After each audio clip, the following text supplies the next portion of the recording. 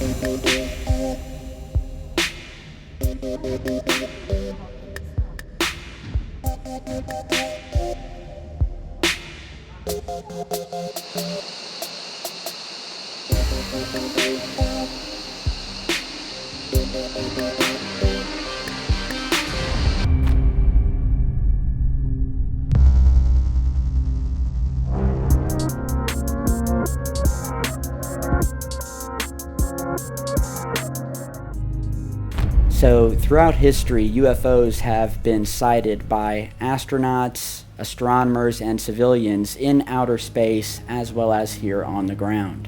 What about all the sightings that have occurred on land?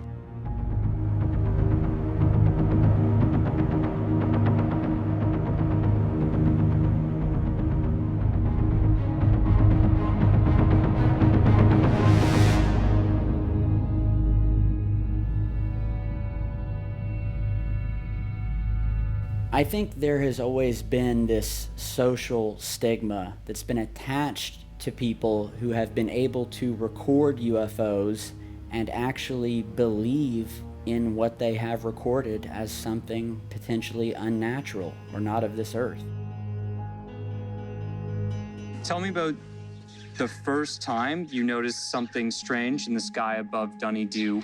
Well, I came out here in late 2012 in August, and pretty much the second night that I was staying here, I noticed a strange ball of light moving across the house in the backyard, the property behind us, and it was moving very slow over the rooftops, and it was actually illuminating the rooftops underneath it as it was moving.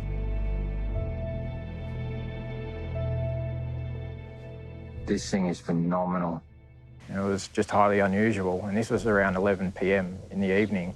And in this town here, there's not many people are up at night. There's not many street lights. The town it prides itself on being one of the astronomy capitals of Australia. because of the fact they have not much light pollution like in the city. So yeah, the second night I was here, I saw a very strange, large spherical ball, which was half the size of the house, hovering above a house, then heading north, in the direction north. It was very unusual. So, and it just continued since then, unabated, the sightings. It's been, a lot of people have seen it now. You know, up to 80 people have come up here and seen it from all around Australia, and it's just getting bigger and bigger in number, the actual eyewitnesses to what's going on. How long do you think it's going to take till people accept that these things are real? And how do you mean accept at what level of the population becomes, when it becomes a sociologically real? I don't know. When does it reach a level like that? It won't happen in Australia. That's what really scares me, because what we're interested in is technically not normal. And as Damien told you, he almost attracted a psychiatric label for filming what he's seeing. So they're implying it was a hallucination, but he's filming it. To me, you're attracting a decent case of medication if you think I can film my hallucination. But a doctor can suggest that with a straight face. That to me is really scary. Because this is an aberrant belief system. We're on the fringe of society. This is an outlier belief system. This is insane what we're talking about. But tell me, what is sane? Well, sane is being a robot, taking your brain out and just going to work and doing, and never thinking outside the box. That's how they classify sanity. Never actually think. But none of us are running around like headless chooks. We're all holding down jobs and mortgages and blah, blah, blah. So we're not completely nuts. But our belief system is nutty enough to actually look up into the sky. And Damien's made it even more dangerous because he's filming something that's not supposed to exist. While it's been widely discussed that UFOs are of an alien nature, we are starting to realize that many of these may also be man-made.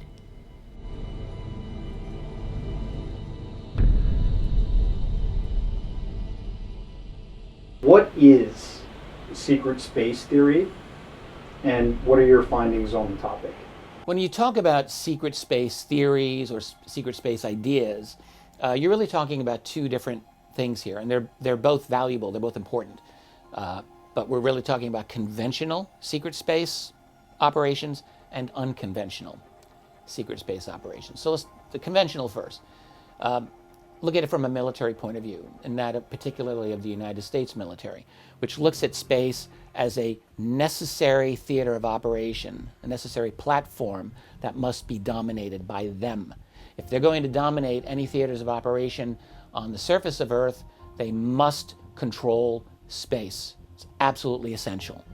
All those smart bombs, smart missiles, weapon systems that are highly technological rely on satellite information being fed to them, providing them with all kinds of data, maps and telemetry information and so forth. And so you must have dominance in space if you're going to have dominance on the surface of this planet. Every military power on this globe knows this fact.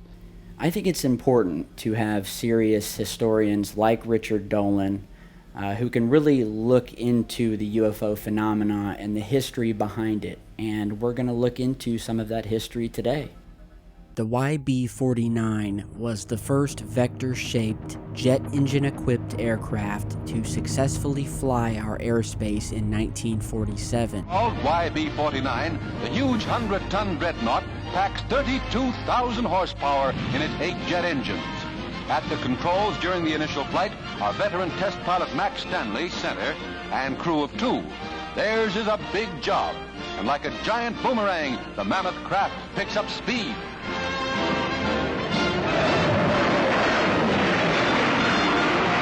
Trailing streams of smoke from its jets, Uncle Sam's latest ace of the atom age passes its test with flying colors.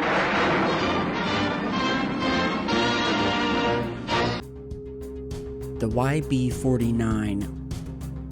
It was a successor to the YB-35, which used propellers to navigate the skies, and a precursor to the B-2 stealth bomber.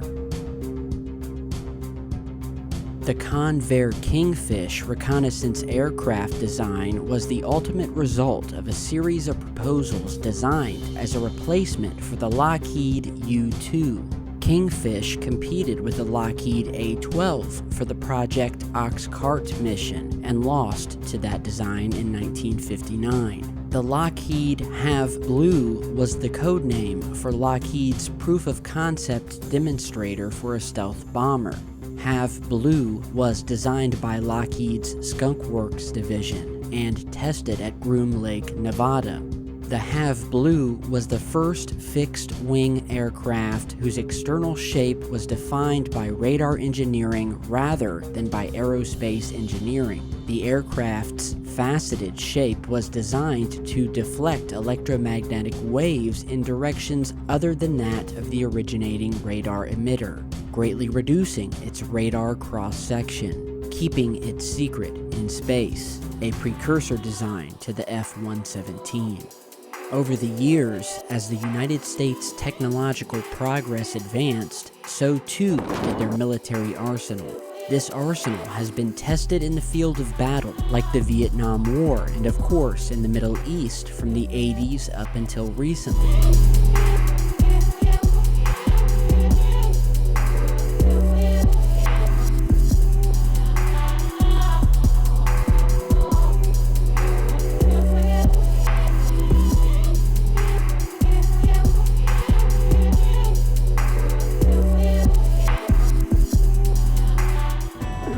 Over Baghdad have been illuminated.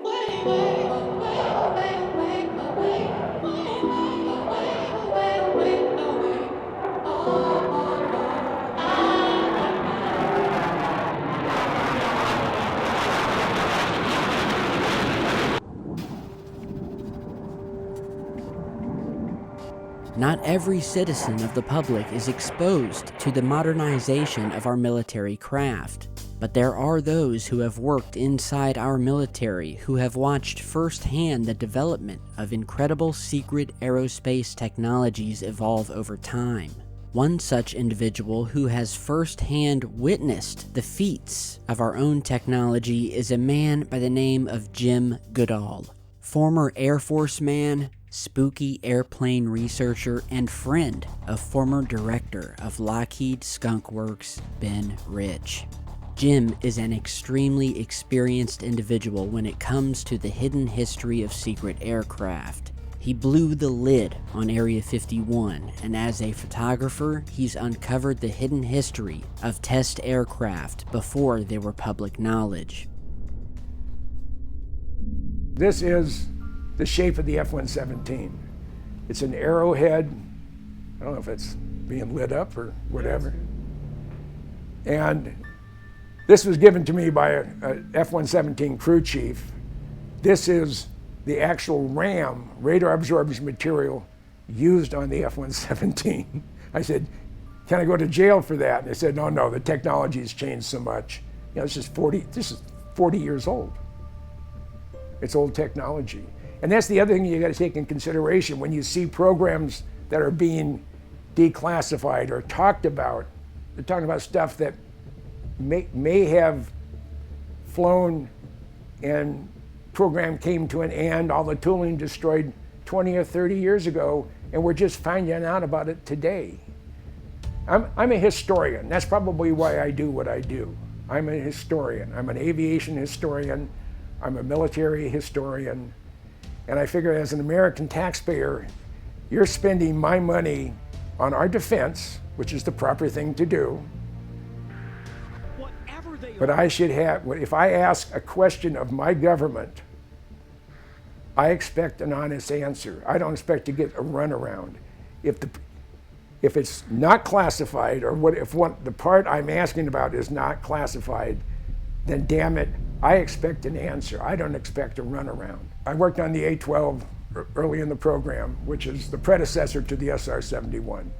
It's the single place CIA funded and operated Blackbird. They were flight tested and based out of Area 51, but they were operationally, they flew out of Kadena Air Base, Okinawa.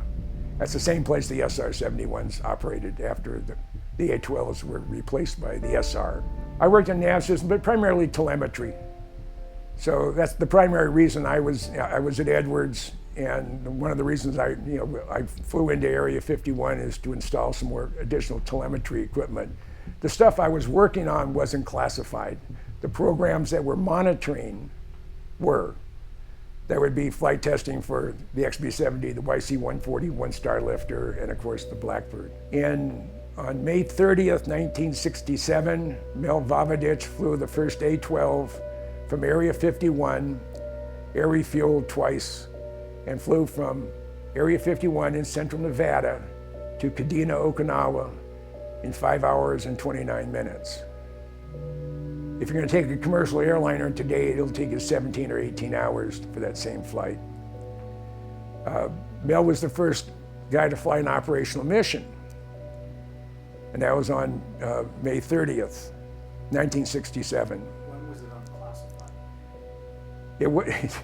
The last flight was on the 21st of June, 1968, and it wasn't until the fall or early winter of 1988, 20 years after he was retired, that they admitted to the existence of the single-place CIA version of the Blackbird, referred to as the A-12. So if we go back to the early history of aeronautics and we look at some of the craft that have been created and built by the military industrial contractors over the years, many of them have taken on the shape of a boomerang, a V, or dare I say, a triangle. You're going to have a militarization of space, and you're absolutely going to have a kind of natural escalation of weapons, like an arms race in space, and that's going to require a significant classified component of that militarized space. And so that is a secret space program, and there is no argument against this whatsoever. Like, everyone knows that this is the case. We've got the NRO, the National Reconnaissance Office, for example, which has been operational since 1960, and they have had a significant presence in space that's almost completely, not almost, is completely classified. We have essentially zero real tangible information about what the NRO is doing, or the most bare bones stuff, that's all. And you've got the Navy, you've got the Air Force, both of which have classified space elements. And now with a unified Space Force, that's all going to be reorganized. But you're going to have massive classified components to all of this. So that's a conventional way to look at a secret space program. And that will incorporate, probably some very interesting technology on the satellites in terms of optics, maybe in terms of even their ability to maintain orbit for long periods of time. You've got the X-37B, which is kind of a militarized version of a space shuttle, and all of those missions are highly classified. We know a little bit about what the X-37B is capable of, but we don't really know what the missions are. We're not really informed of that. So there's a lot of elements of a secret space program that are no great shakes, at least they're not going to transform our worldview. But then there's the other element of a secret space program that people often really want to know about it, which involves, let us say, unconventional and unacknowledged activities and science that are not supposed to exist, and that involve what we would call UFOs. All right, so that's where it gets a little more interesting, perhaps.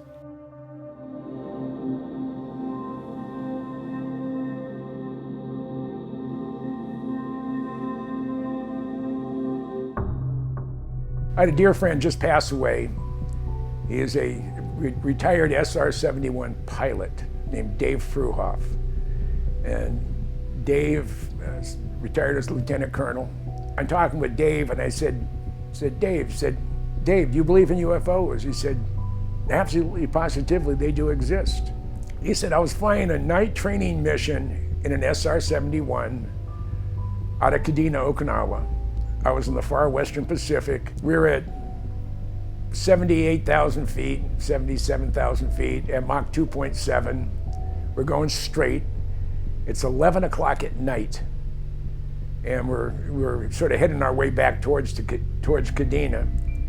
It was a 3/4 moon, and all of a sudden, Dave said he got a glint of something metallic 5 or 6 miles off to his right, and maybe 4,000 or 5,000 feet above him. So he contacts Kadena on secure voice, said, "Do we have another bird up?" He said, "You'd know if we did. You were at the briefing. No, you're the only one up there." He said, "No, I'm not." So I'm gonna go take a closer look. His backseater said, "Hey, Dave, we have company." He said, "Yeah, I'm gonna go see who it is." So he advances the throttles, about a 10-degree bank, and he's climbing and he's heading towards this object. He's still getting glints off of edges. It's not circular shaped, it has sharp edges, and he's getting glints, and it's metallic, or it's shiny. He figured when he was about a mile or two away from this object, and still a couple thousand feet below it accelerated at about a 30-degree angle of attack and left him in the dust. About 85,000 feet to 180,000 feet. I mean, boom. I mean, it was like he was heading in the opposite direction. He figured it was going at least 8,000 to 10,000 miles an hour. In 1978, cosmonaut Pavel Popovich claimed he saw a sparkling white object in the shape of an equilateral triangle flying at about 10,000 meters above Earth. I think it's amazing the way that NASA and other aeronautics industries have been able to hide this strange alien or UFO phenomenon from the general public for so many years.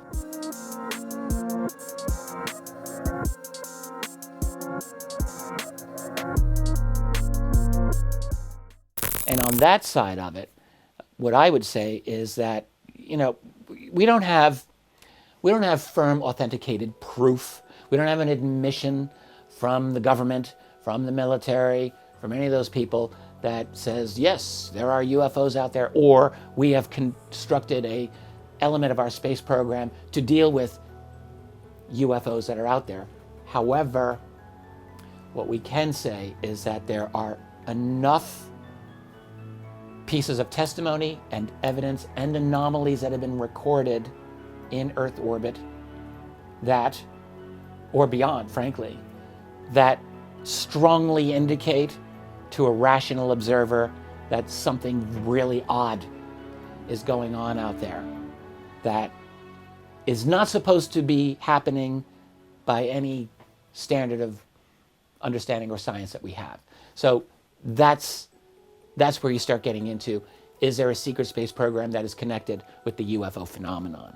And I personally think that the answer to that is there absolutely is. And the real question is, how far does it go? What are the real contours and parameters of this presumably very secret classified space program? And that's where, you know, I don't know anyone who actually knows the full dimensions of how far it goes. In other words, do we have black triangles that can go beyond Earth orbit to a nearby planet or the moon or something like that? I mean, there are people who make this claim. Or do we have replicated alien tech in terms of, you know, like the legendary ARV, the Alien Reproduction Vehicle? Did we actually make that, and has that gone throughout the solar system? But we don't have proof of these things, but we have our stories, and some of them are pretty darn interesting, and some of them are maybe believable to those of us who've looked into it.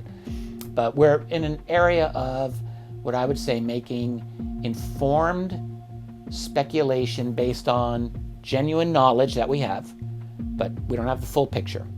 So we get some information and, at least at this point, make some inferences and maybe put together some interesting hypotheses about what's going on.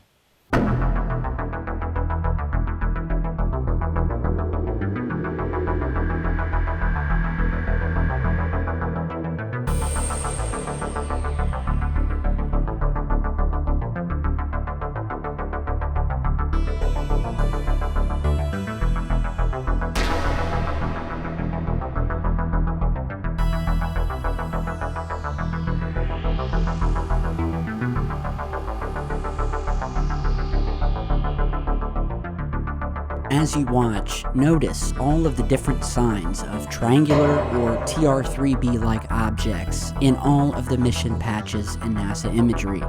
NASA's meatball insignia is far from the only example of official space program symbology that blatantly engages in this kind of vector warship.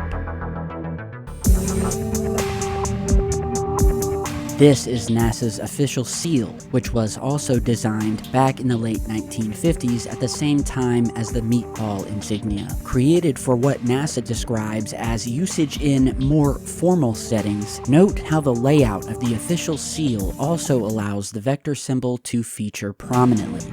It should be considered very interesting that NASA is by no means the only space agency on Earth that adopted some variation of this vector symbology as a primary element to include in their official insignia and seal designs. These are the official insignias for Roscosmos, Russia's new federal space agency established in 1992. The overt inclusion of the vector symbology is rather obvious here. Likewise, in the case with the official logo for StarSim, the joint Russian-European organization that, since 1996, has run the ultra-dependable Soyuz rocket program. Established in 1996, the Chinese National Space Administration and their primary contractors, the Chinese Aerospace Corp, both decided to employ the vector as the main component in the design of their official insignias too. The Japanese Aerospace Exploration Agency also felt it prudent to ensure the vector symbology featured heavily in their design. The official insignia of the Canadian Space Agency made sure to include the requisite vector warship as well, as did the NSPO, the ISRO, India's space research organization. So did the Belgians, the French, and the Swiss. South Korea could not avoid including a variation of the vector either, and neither could the new UK Space Agency, German Aerospace, Turkey, Malaysia, Ecuadorian Civilian Space Agency, Iran, Saudi Arabia, Indonesia, and even Bulgaria. All those space agencies from around the globe decided to include some variation of this particular symbology in their official insignias. And paying homage to an old American hypersonic wing design from the late 1950s is absolutely not the reason this global vector veneration exists. Are you starting to see the pattern?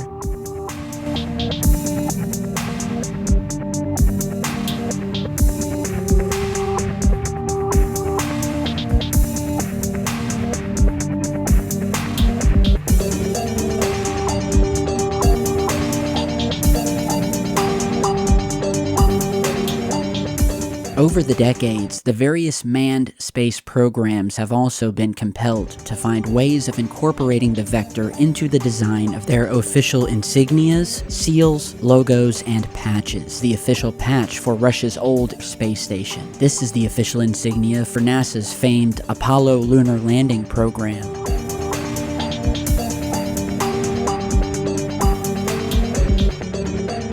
For example, the official insignia of NASA's STS space shuttle program is comprised of more than one representation of subtle vector symbology.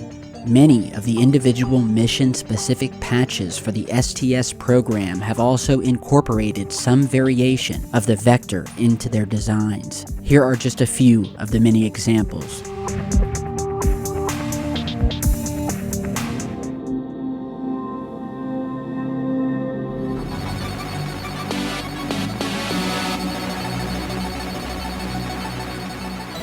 Since 2000, the various long-duration expeditions to the International Space Station have also not been able to avoid the use of the vector symbol in their official mission insignias. Sometimes the symbology is displayed quite overtly, and sometimes it is buried in design subtly. See how the shape of the book's open pages, as well as the rays of the sun, both create and disguise the vectors? Nonetheless, whether sweeping or straight-edged, blatant or subtle, this V or inverted V symbology, in some shape or form, is there.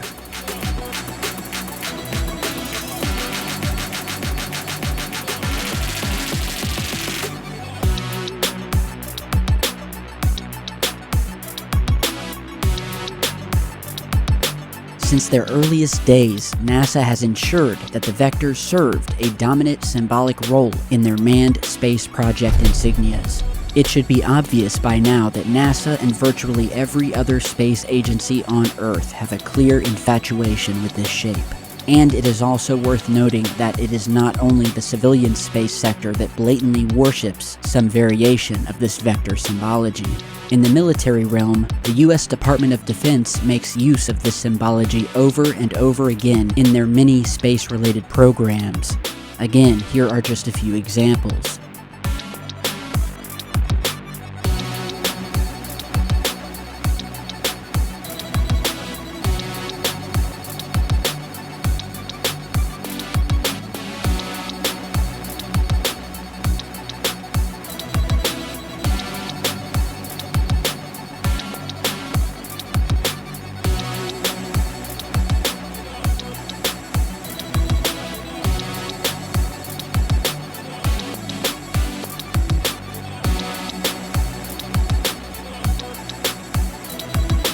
Notice the strange and mysterious vector-shaped UFO reflected in the astronaut's visor.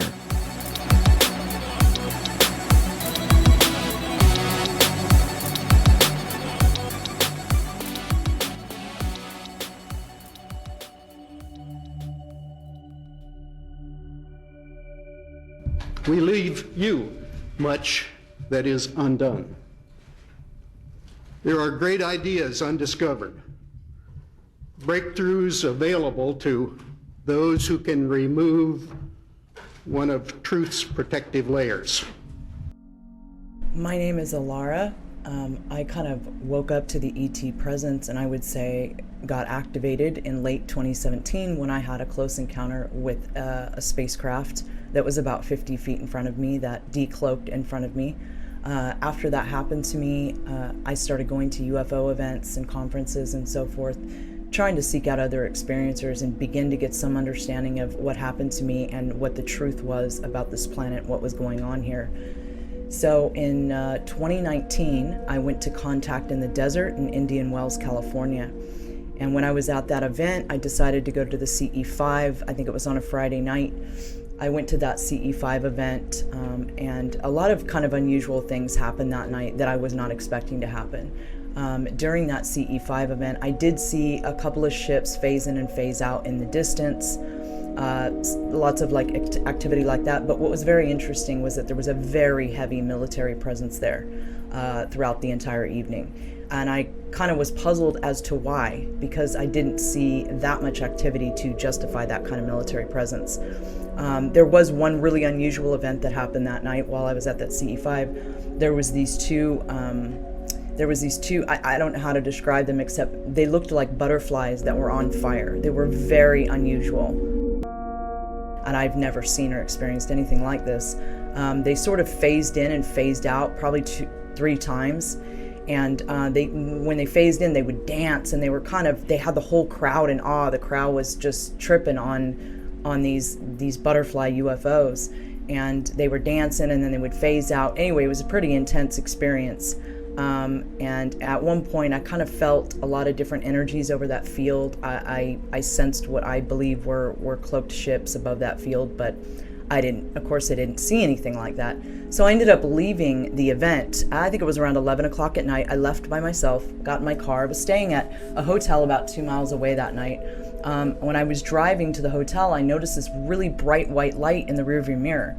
So I was about a mile away from the hotel at the time. I drove to the hotel parking lot. I parked my car and I got out my phone and I started taping this white light.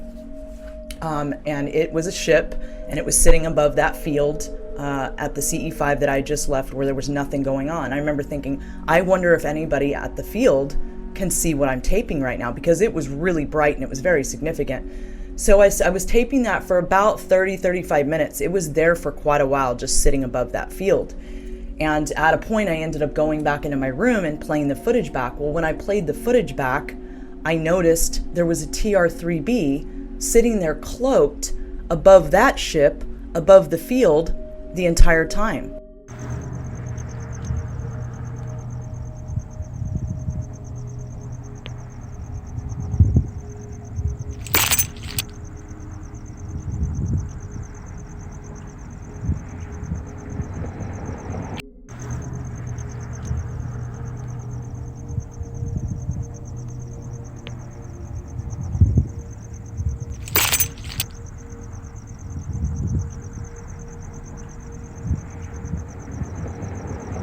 And that kind of blew my mind, actually.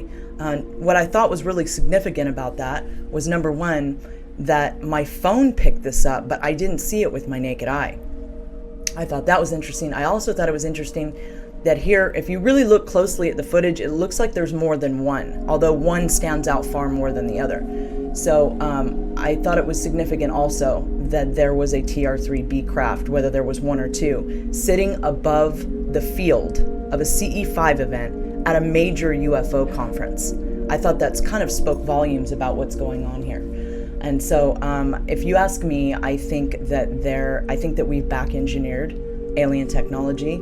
I think our secret space programs have really super advanced stuff that they back engineered. And I think they're hiding it from the population. And I think they're able to do this because all of these craft can cloak to our naked eye. Also, it occurred to me later that those two butterfly UFOs that were on fire, that perhaps those that I was right about my intuitive hit on those, and maybe those were a projection coming from one of those cloaked ships above the field.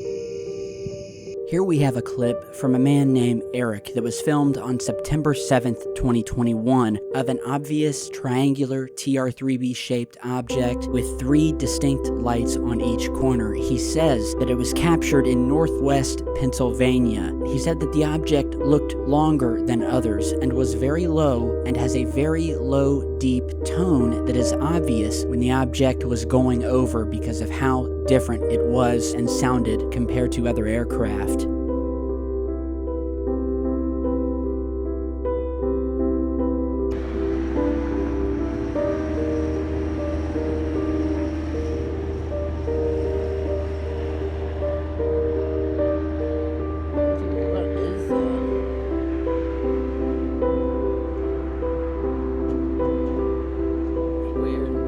Here we have an almost identical object to the clip that you just saw, with white glowing lights on each corner forming a triangle that seems to be moving steadily and silently as it passes above and finally fades off into the darkness. The man who recorded this, Joe Wall from New Hampshire, said, quote, "I made a little compilation where the original video plays first, then with it zoomed in and slowed. I thought it was pretty insane. That whole town kept losing power that night as well. It would go off and back on. Couldn't even use my debit card at the gas station. I stayed at a hotel right there."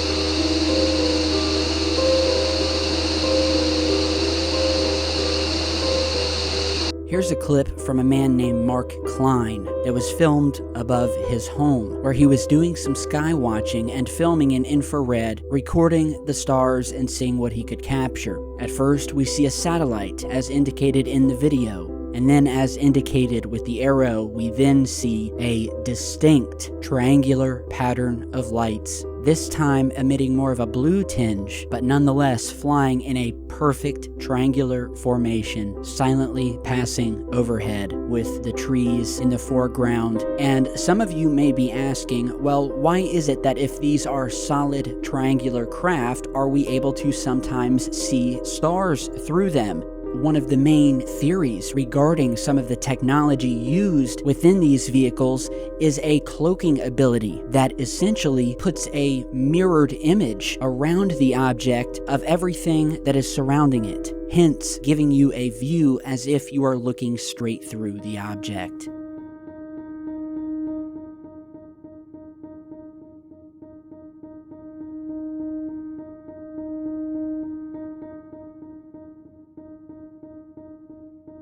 In this amazing clip, we have another object that is extremely similar to one of the earlier clips we showed of another one of these triangular formations of lights moving in a perfect synchronized fashion as if the lights are locked in with one another. The man who captured this, Michael Serrata, said, quote, "I captured footage of a huge triangle formation or possibly a single object 2 months ago. I have since filmed other triangular UFOs similar to this object, but are different triangle-shaped formations." And as the clip starts, we see a few objects moving through space, and we can see laser pointers being used to attract the attention of whatever these unknown objects are. And so as they were focusing their laser pointer on the one object towards the center of the screen, they completely miss what comes next, what appears to be nearly identical to the earlier clip where we have this time 3 fiery red glowing lights to the right of the screen moving upwards to the northwest, where you can almost make out the angle of the way the object is being viewed by the distance and the way the lights look, from the brightest light being closest to the camera and the furthest and smallest light a little more hard to see in the background, as if the object is tilted. Here you're seeing an enhanced version of the formation of fiery red lights that once again could be a formation or could simply be a solid craft using some sort of cloaking technology.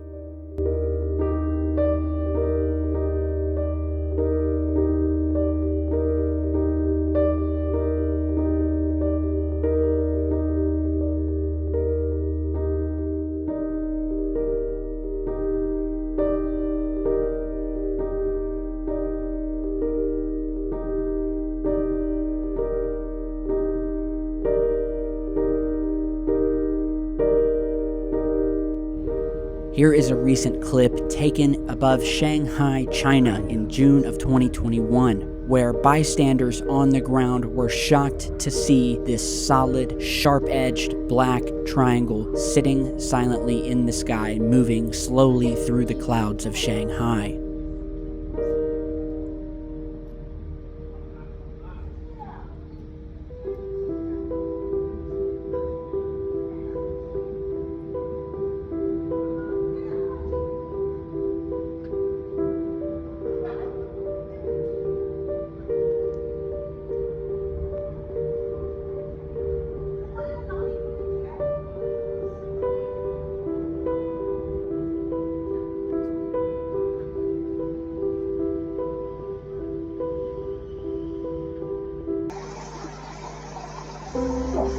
Now,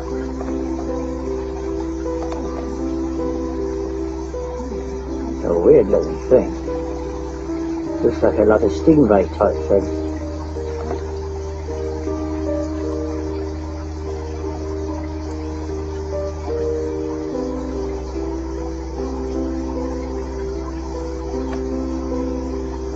Here we have what the viewer called a stingray-like triangle object that was captured in the skies over England on August 16th, 2021.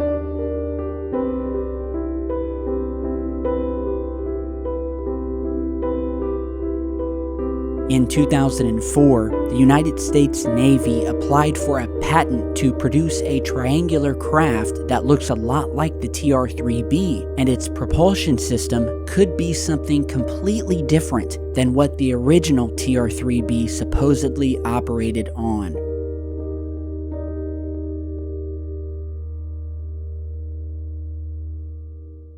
My name is Edgar Rachel Fouché. I'm here to speak about secret government technology, reverse engineering of alien artifacts, and the top secret MJ-12 committee. Before I'm through, you'll know exactly what the Flying Triangle is, the one that's been sighted around the world. It's the most exotic and classified aerospace vehicle that's ever been built. It may be stealthily hovering over Phoenix, Belgium, or your city. The company in question was involved in developing the TR3B gravity disruption device called the magnetic field disruptor, which is the circular accelerator part of the TR3B, which I'll go into more detail in a minute. So I'd first learned about Ed Fouché back in 2004.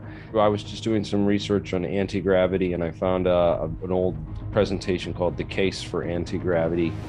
And right towards the end of that, they had mentioned Ed Fouché and quasicrystals and metamaterials, which I started looking into, found, Ed Fouché's, original presentations from IUFOC in 1998, this idea of rotating mercury plasma engine. And so I started making a couple videos on the physics ideas behind this anti-gravity spinning mercury centrifuge engine and that whole gem theory thing. And that caught the attention of someone who knew Ed Fouché, a guy named Ella McCoy, who had a YouTube channel back in the day, but he put me in touch with Ed Fouché. The rest of this video, although not complete, is a list of man-made advanced propulsion, or as those of us in the know like to call them, alien reproduction vehicles. I'm going to go over a few known examples of these, and how to differentiate between them and actual alien vehicles, those produced and flown by extraterrestrial entities. The first on our list is the TR3B Flying Triangle, which is the craft we see in the first ever episode of X-Files. This craft was the first ever prototype ARV to use the superfluid anti-gravity centrifuge engine. It looks like they built the engine first and then came up with the aircraft design to build around it to make it fly. If you notice, the fluid is rotated inside of a small semi-spherical container located at the center of the craft. Since the TR3B uses an accelerator with a small radius, it only succeeds in eliminating 85% of the total weight of the craft. Thus, the rest of the lift is provided by 3 thrusters at each corner of the triangle, similar to the PV-704's use in the Avrocar propulsion drive, only these run on liquid oxyhydrogen. These serve to stabilize and control the flight of the craft, as well as a portion of the lift. Stabilization and direction is a key design problem with craft that utilize a superferrofluid anti-gravity engine. Note the 3 stabilizer units mounted on the underside of these other craft. These are most likely some sort of specialized gyroscopes, but they also could be some sort of wave amplifiers, as Bob Lazar suggests. Either way, their function is more or less the same: stabilization and direction. You can tell by the fact that there are 3 of them. It appears that they also double as tripod landing gear. Brad Sorensen produced this drawing of an ARV, or alien reproduction vehicle. Here are some other photographs of similar craft, which in my opinion are all man-made products of the secret government. To me, the most fascinating vehicle from the Aurora program has been the TR3B. It's a triangular-shaped vehicle that uses a circular accelerator, as you imagine a circle within a triangle, that rotates a mercury-based plasma at 60,000 revolutions per minute, pressurized at 250,000 atmospheres, and supercooled to 150 degrees Kelvin. I absolutely believe that all the triangular-shaped vehicles that have been spotted belong to the U.S. government. He does come from a background of, intelligence, and he did teach me a lot about, how the intelligence works in the military and how these special access programs and how all the funding and the contracting and all that stuff really works.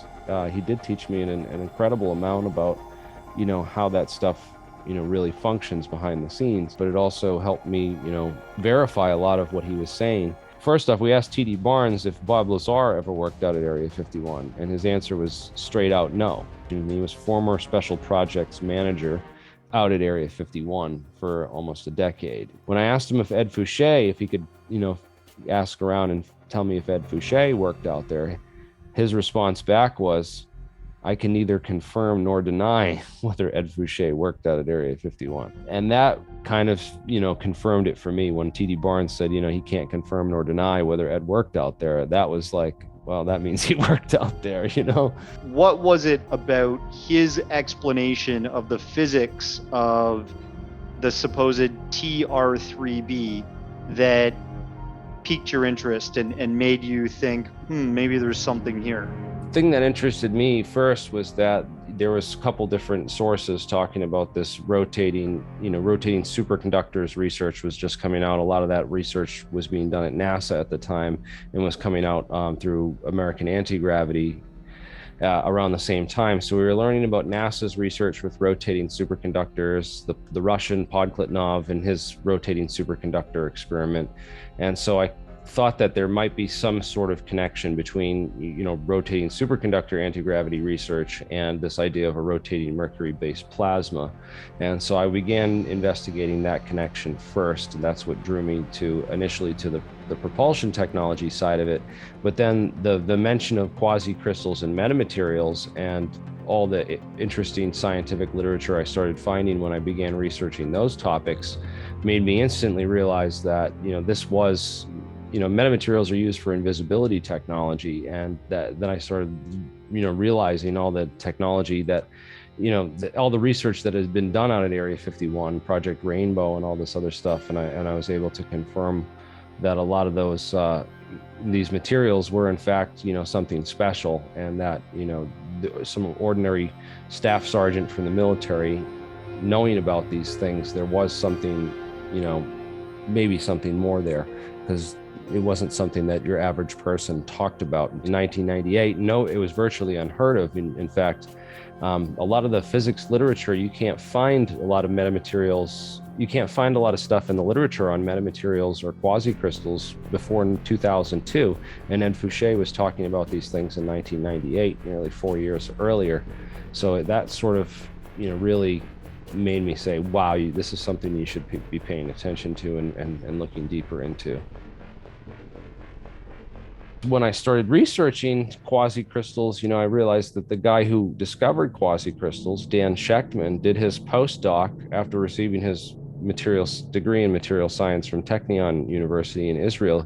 He went and did his postdoc at Wright-Patterson, so at the Wright State Materials Command, which is the exact place where we would expect these sort of alien materials to be, to be present and being analyzed. So I thought that was a very interesting connection, that the scientist who discovered quasi-crystals did some work connected to Wright-Patterson Material Command on icosahedral phase crystals and stuff. So it was quite interesting to learn about that. Then, of course, if you research all the history of metamaterials, you'll find that these were developed pretty much at Area 51. Was a lot of the pioneering research into metamaterials and nuclear magnetic resonance and EMF response. Those technologies were pioneered at Area 51. Again, metamaterial is an interesting word. It's basically a metamaterial, for the layman, is a material that gains its resonant or response properties through its structure, not through its composition or what it's made of, but by just the natural structuring of the actual material. So it was discovered that grids, for example, had a different response, or things with sharp edges had a different response than smooth edges and rounded edges, which is why you see all those sharp edges on the F-117 stealth fighter versus the round edges on the fuselage. Then the quasi-crystals, because that was some deep insight into some interesting information, and how he knew about that and how he was aware of those technologies. I'm still trying to figure that out. And I think it might have been, he might have knew Hal Puthoff and might have gotten the information through Hal Puthoff. That was one contact I know that he had, because he talked about Hal Puthoff, and actually had his email and put me in touch with Hal Puthoff years ago at one point. So I know that he had some of these contacts who were into this black world physics stuff. So a quasi-crystal is a periodic crystal. It has a different phase. It has recurring symmetries, but it doesn't have innate symmetry at the basic level. It has a more complex symmetry shape. So there were originally thought not to exist. In fact, one of the most famous scientists of the day, Linus Pauling, once famously claimed there's no such thing as quasi-crystals, only quasi-scientists, making a direct, jab at Daniel Schechtman, who's of course the scientist that made this discovery and won the Nobel Prize for the discovery of quasi-crystals. Also, quasi-crystals have very amazing optical properties, which is one of the main things that I took note of and started researching when I first found out about them. For instance, researcher from Princeton, New Jersey, Eric Quinones, showed that you could bend fiber optic signals at 90-degree angles without losing signal quality. So basically, you can build photonic computers out of quasi-crystals and metamaterials, and build waveguides that would use light in and photonics in a type of advanced circuitry. So that was what I first saw and started learning about when I first researched these things back in 2004. And I immediately, realized that, we're dealing with something very close to alien technology, or what I would believe alien technology would look like, describe as we think of it, engineered down to the atomic level.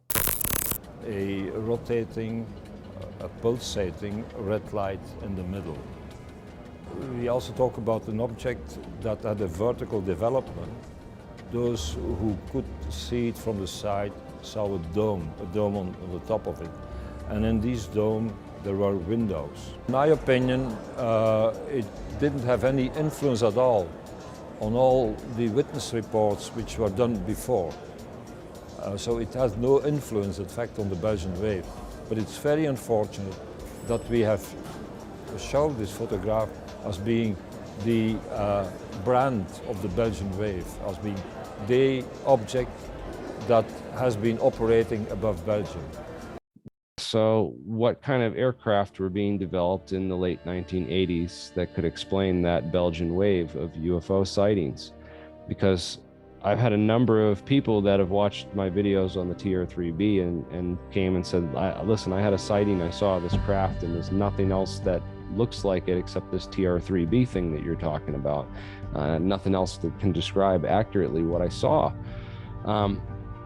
So there is a lot of research that's being done in ufology into what kind of craft were being developed during that time, and could they explain this, or was it, a wave of visitors from outer space that were responsible?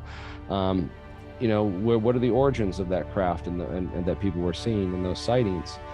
So we did look back to, Northrop Grumman and that 1991 Popular Mechanics article on the TR3A, because we have a TR3A. It's a real, it's apparently there's blueprints on it. There's a contractor, Northrop Grumman, that developed the TR3A. So that led us to thinking, oh, well, TR3B's got to be another Northrop Grumman craft, because, it's just one letter off.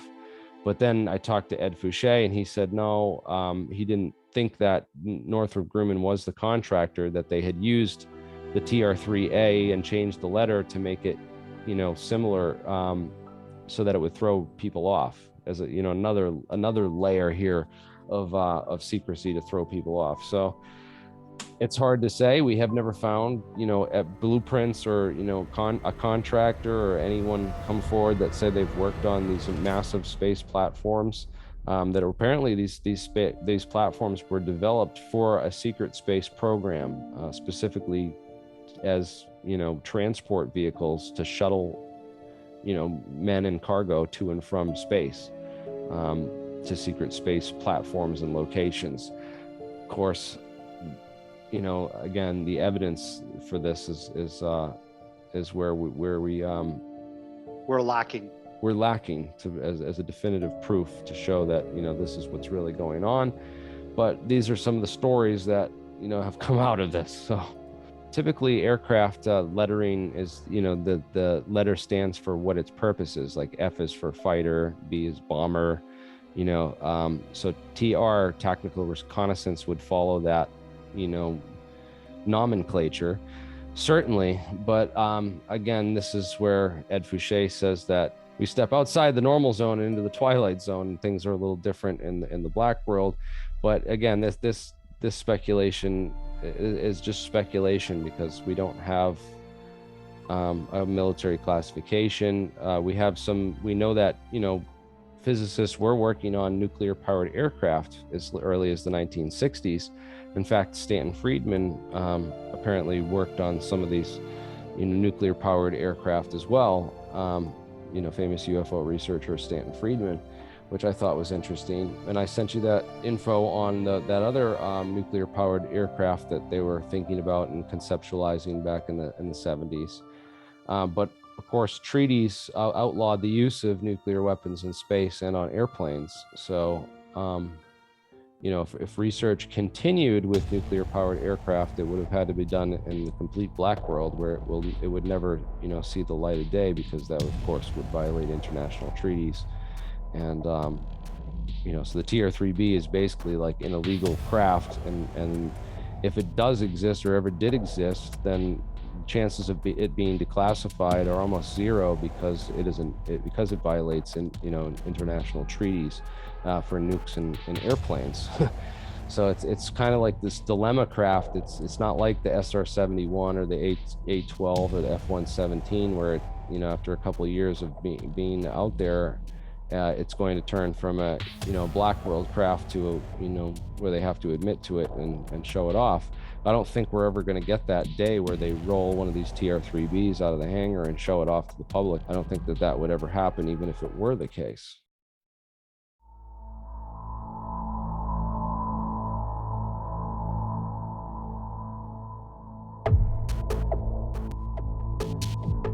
The person who founded and created the Lockheed Skunk Works was Kelly Johnson.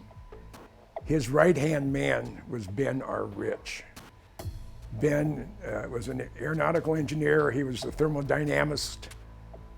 I think he was originally from England. I think I met him at a conference and talked to him and asked him, could I call you? And he was very obliging. And we just started up a conversation, and it grew to the point over 25 years that we spoke approximately once a quarter.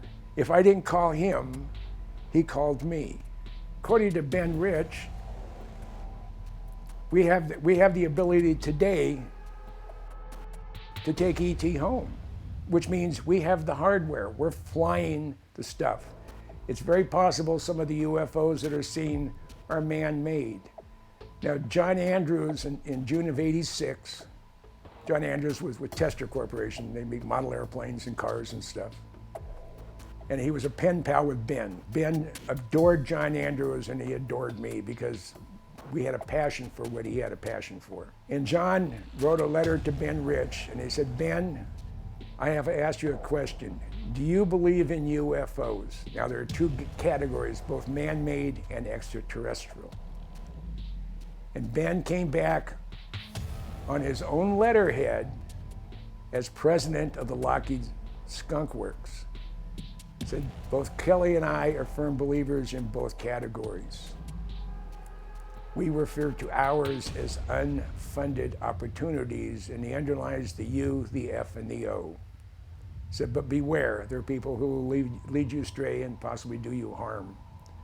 Ben told us that we refer to ours as unfunded opportunities. If you didn't fund it, if you didn't have to pay for it, if it was given to you or it crashed and you recovered it, that's an unfunded opportunity. And in 1996, it was a graduate student gathering or convention of aeronautical engineers from UCLA. And their keynote speaker was Ben Rich. And Ben had been retired as president of the Skunk Works. And he's up there talking about what he did for the 40 years he worked with Kelly Johnson. And one of the last things he said, and you can search it on Google or Bing or whatever, it's there.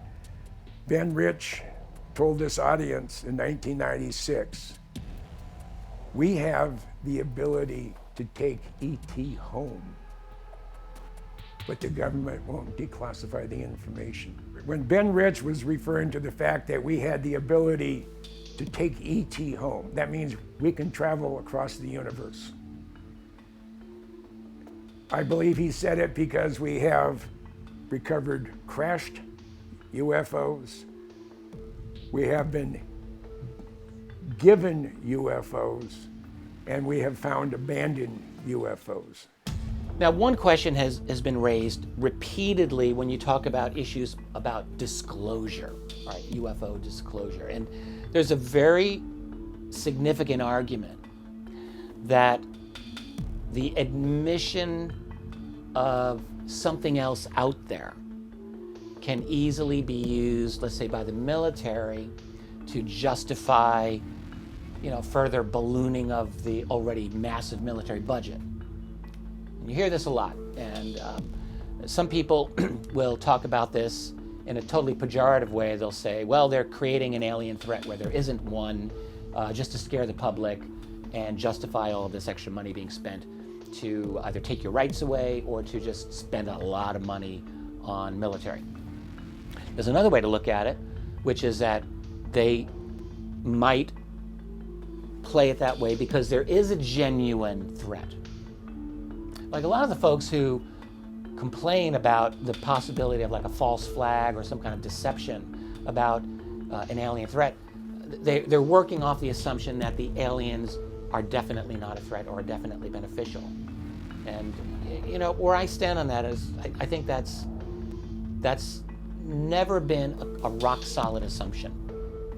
There are people who believe that. I've just never been fully persuaded by the evidence that that's true.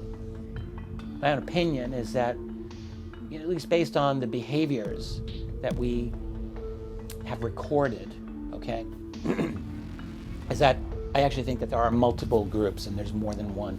And from the information that we are getting, there's at least reason to think that one of those groups does not have our best interests at heart and may actually be hostile to us. And I've heard this again and again and again. And indeed, when you look at the long history of military engagements with these things, they're not usually initiating overt hostilities, although there have been pilot deaths in connection with UFOs. And some of the engagements do actually seem like they're being hostile, but generally they're just being provocative in one way or another. So at the least you can say there's some kind of trouble out there in paradise between us and at least one group of them.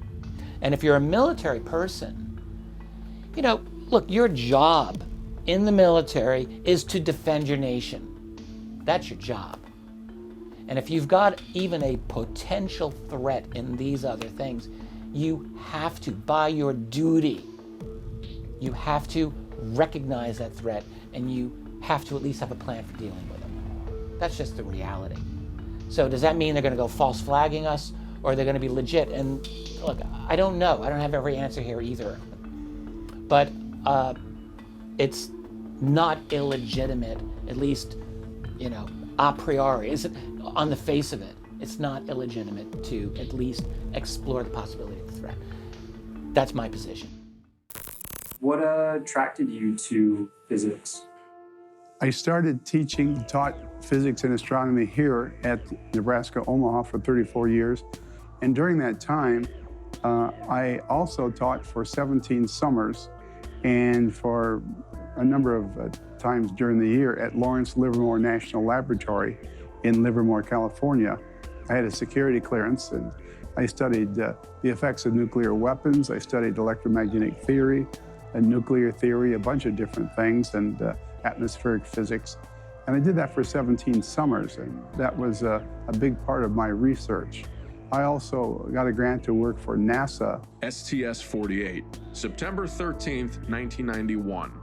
It appears there is something coming from the Earth's surface in response to an object entering the atmosphere. Soon after this footage was shot, Dr. Kasher wrote a full scientific analysis of the event.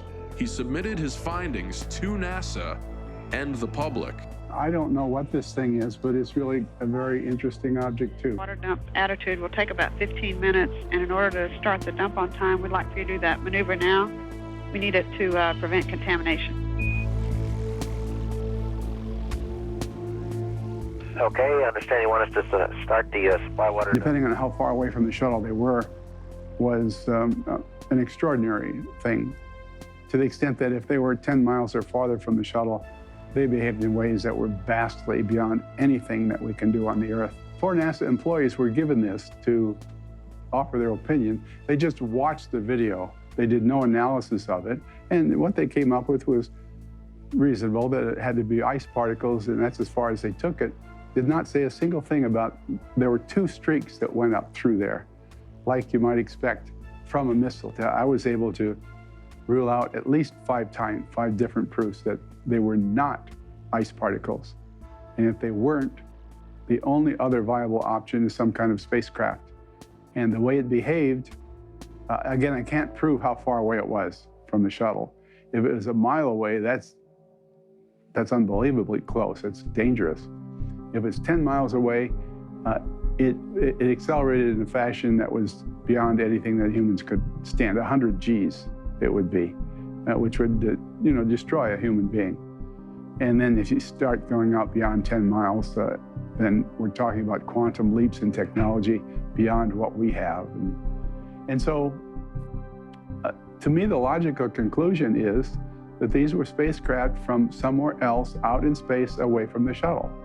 And it's hard to explain those 2 streaks that went through there unless it is in terms of, one good explanation might be that they were missiles, that we might be firing at them, and that's a scary thing too. Dr. Jack Kasher is another perfect example of a NASA employee blowing the whistle on UFOs. As we continue into modern space exploration, NASA became more sophisticated in their approach at hiding what they were recording above and beyond. Houston, this is Discovery. We still have the alien spacecraft under occurrence. We have an unidentified flying object.